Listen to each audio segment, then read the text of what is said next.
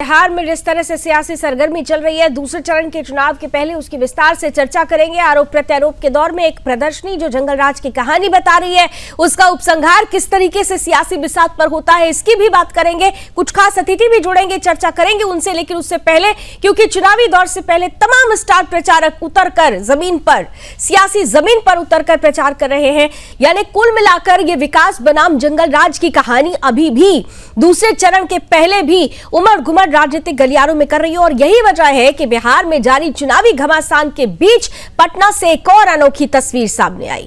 दरअसल जेडीयू नेता नीरज कुमार ने अपने सरकारी आवास पर एक प्रदर्शनी, एक एग्जीबिशन लगाई, जिसमें उन्होंने लालू यादव के दौर के भय, हिंसा और अराजकता को तस्वीरों में दिखाया। इस प्रदर्शनी में कई पोस्टर और दस्तावेज लगाए गए, जिसमें उस दौर की घटनाओं का भी जिक्र है। एक पोस्टर पर लिखा है, भूलेगा नहीं बिहार वो लालूवाद का जंगल राज, वो दौर जब कानून डरा था और अपराधी चला था।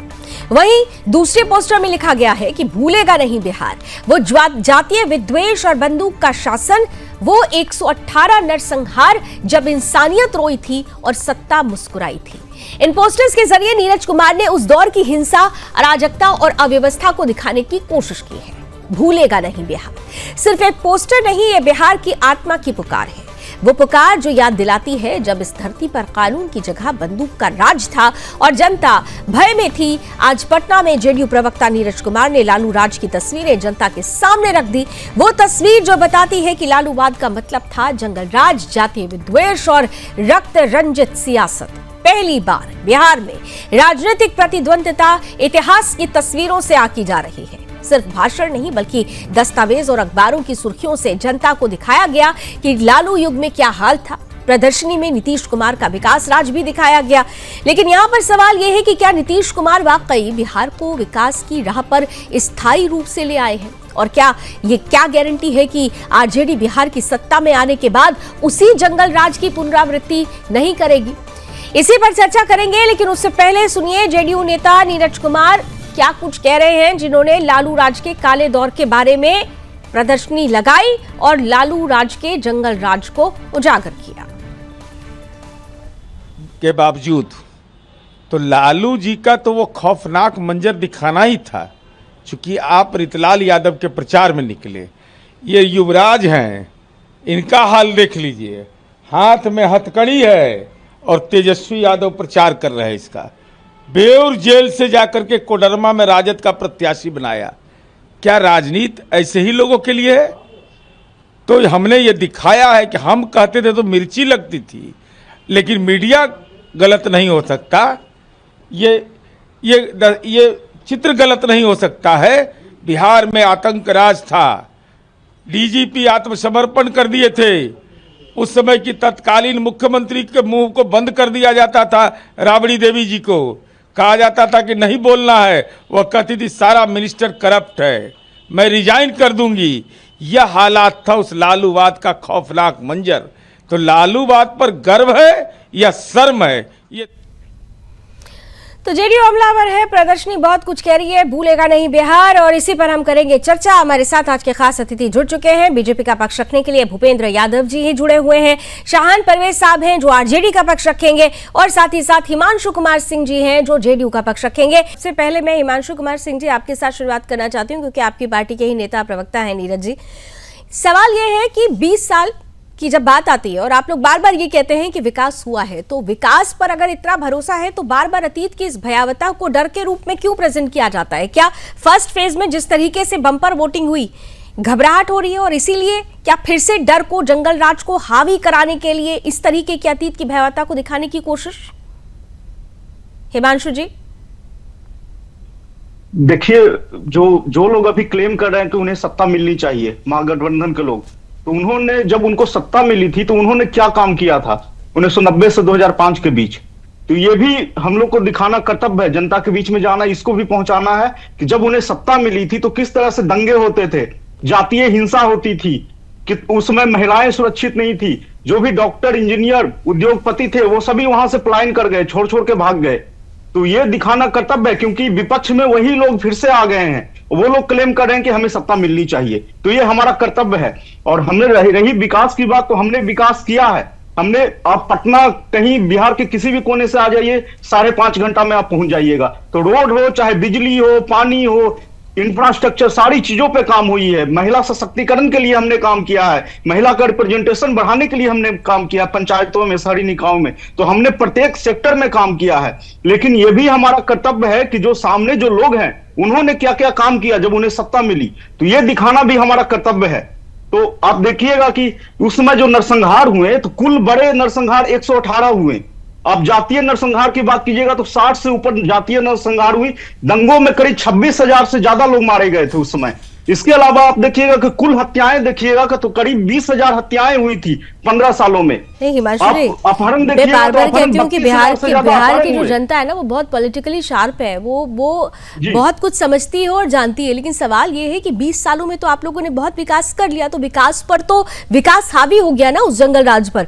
तो ये जंगल राज को बार बार प्रोजेक्ट करना, ठीक है, मैं एक रिलेटिव अवधारणा है, सापेक्षिक अवधारणा है। ऐसा नहीं है कि विकास अभी हो गया है तो विकास अब नहीं होगा, यहीं पे रुक जाएगा। विकास तो अब हो गया। विकास एक सापेक्षिक अवधारणा है। तो हमने 2005 से लेकर 2025 तक जो काम किया, वो उसका आकलन होगा 2005 से पहले क्या क्या हुआ था, उसके सापेक्ष में काम होगा। ये सापेक्ष की बात करें, उसी सापेक्षिक उस परिस्थिति पर आकलन भी जरूरी है। कि आप लोगों को नहीं लगता कि ये जो जंगल राज का टैग मिला आप लोगों को, वो इस बार भी परसेप्शन, मैं बार बार कहती हूं परसेप्शन बहुत इंपॉर्टेंट होता है, और वो परसेप्शन एनडीए एक बार फिर से बनाने की कोशिश कर रहा है, जिससे आप लॉस में जा सकते हैं। भले ही आपको लगे कि बम्पर वोटिंग है और आपके नेता ये कह रहे हैं कि पहले ही फेज में पता चल गया है कि बिहार की जनता बदलाव चाह रही है।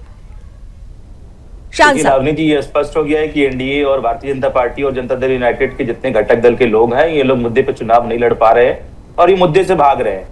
और अब जो इन लोगों ने राग अलापना शुरू किया, जंगल राज जंगल राज जंगल राज, मैं उस जंगल राज की 2-3 बातें पूछना चाहता हूँ। आज हमारे 20 किलोमीटर करीब में उत्तर प्रदेश के मुख्यमंत्री अत्री आए थे। नालंदा से बहुत पास का एक जगह है अत्री, वहां उत्तर प्रदेश के मुख्यमंत्री आए, उन्होंने बखान कर दिया जंगल राज का। यूपी की बात करें, मैं यूपी के मुख्यमंत्री जी से ये पूछना चाहता हूँ, आप कौन से मंगल राज की बात करते हैं और कौन से जंगल राज का डर दिखाते हैं? आपको ये बताना चाहिए था आज अत्री में आकर कि आपने कितने यादवों को और सर के ऊपर से पेशाब करवाना बाकी रह गया है। जो यादव कछावाचक थे उनको अपने माथे पर से आपकी सरकार ने, आपके राज्य में क्या असर हुआ? और कुछ चंद लोग जो अपने आप को सुप्रीम समझते हैं, जन्म से सुप्रीम समझने वाले लोगों ने माथे पर पेशाब उछल दिया। आपके राज्य में जब दलितों को पेशाब पिलाया गया, उसके लिए आपने कुछ नहीं किया। उसके बाद लेकिन आपने ये देखा था ना कि क्या एक्शन लिया गया, एक्शन भी तो लिया गया ना। देखिए शान साहब, मैं बीजेपी की प्रवक्ता नहीं हूँ, बीजेपी का पक्ष रखने के लिए भूपेंद्र जी हैं, लेकिन इतना जरूर है, हाँ आप पूरी कीजिएगा, लेकिन इतना जरूर है कि उत्तर प्रदेश के लॉ एंड ऑर्डर की चर्चा ऑस्ट्रेलिया की संसद में भी हो जाती है, लेकिन बिहार की जब चर्चा आती है तो पहले जंगल राज आता है, उसके बाद विकास आता है। तो ये भी देखना होगा, Uttar Pradesh law and order के लिए दुनिया भर में मशहूर हो रहा है। योगी आदित्यनाथ का बुलडोजर दुनिया भर में मशहूर हो रहा है, लेकिन लालू प्रसाद यादव के साथ और जो कुछ भी हुआ, जो घोटाले हुए, जो परिस्थिति उस वक्त बनी थी, जो नरसंहार हुआ था, उसे आप इनकार तो नहीं कर सकते ना शान साहब। ये आज पूरे देश का, प्रदेश का पिछड़ा दलित अल्पसंख्यक ये बात पूछ रहा है कि जब मानवता को शर्मसार करने वाली हरकत हुई, किसी को माथा मोड़कर पेशाब किया गया, किसी के मुंह में जबरदस्ती डालकर पेशाब, ठीक है भूपेंद्र जी जवाब देंगे इसका जल्दी से। भूपेंद्र जी जवाब दीजिए, फिर ब्रेक लेती हूं। नहीं करेंगे, जंगल नहीं है, वही जंगल राज है। भूपेंद्र यादव जी जवाब दीजिए, कामना कर रहे हैं। भूपेंद्र जी जवाब दीजिए, एक जवाब जल्दी से ले लेते हैं, ब्रेक लेना होगा मुझे, जल्दी से अनम्यूट कीजिए भूपेंद्र जी। लावणी जी, बात ऐसा है कि ये परसेप्शन नहीं, ये जो जंगल राज की बात हो रही है बिहार की पटल पर, तो यह परसेप्शन नहीं, वास्तविक है। और वास्तविक घटनाएं जो है ना, अपने जेनरेशन के नौजवानों को बताना अति आवश्यक होता है लावणी जी, क्योंकि बिहार की पृष्ठभूमि जो रही है इनका, पूरे बिहार में रिसोर्स को लूटने का रहा है, और नरसंहारों से जो है ना भरा हुआ पड़ा हुआ बिहार था ये। और ये जो बात करते हैं, गुड बात करते हैं कि हम जो है ना जदू वंश के बारे में जो बोल रहे हैं बैठ करके, ये जदू वंश के ठेकेदार है क्या? इनकी अपनी चिंता तो हो नहीं रही है। अरे कोई जदू वंश इस तरह की बात करे तो कोई बात होता। ये ना बताएं कि राबड़ी देवी जी जिस दिन ताजिया पूज रही थी, उस दिन अजय यादव को मोतिहारी में यही मुसलमान तो भाई जो है ना भूपेंद्र जी, मुड़ी आपको काट लिया। शर्माना चाहिए था जब ये आपने ना बताइए, आदिवासी लोगों को माथा ये मुंह पे मतलब पेशाब क्या नहीं पिलाया जा किया रहा था है, इन लोग ने तो भाई। किसी ने बोला, आपकी लालू पार्टी जी ने का किसी है ने चुप बोला, हो आप जाते हैं, प्रशंसा कर रहे हैं। तेजस्वी को मुंह में काहे दही जम जाता है। ठीक। ये सारी चीजें ये लोग ठीक है। भूपेंद्र यादव जी ने भी कहा कि शान साहब जरा ये भी तो देख लीजिए कि क्या होता था। उन्होंने वर्तमान की भी कुछ तस्वीरें बता दी। काउंटर आंसर कीजिए, आमने सामने लीजिए भूपेंद्र जी और शान साहब को।